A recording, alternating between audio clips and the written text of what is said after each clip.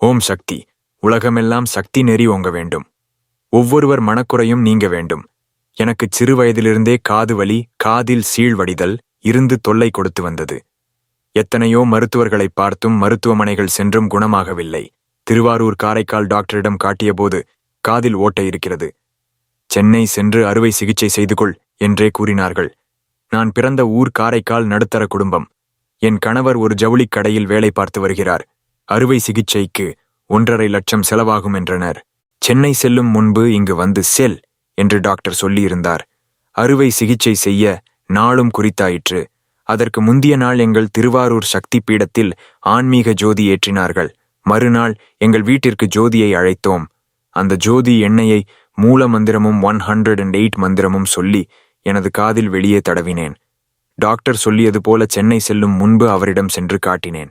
அவரும் கடைசியாக என் காதுகளை பரிசோதித்தார். அவருக்கு ஆச்சரியம். ஏன், இப்போது அங்கிருந்த ஓட்டை சிறு துளி கூட காணப்படவில்லை. 1000ல் 2 பேருக்கு தான் இப்படி அதிசயமாக குணமாகும். அதில் நீ ஒருத்தி, ரொம்ப சந்தோஷம். உனக்கு கடவுள் அனுகிரகம் இருக்குமா என்று கூறி அந்த டாக்டர் என்னை கையெடுத்து கும்பிட்டார்.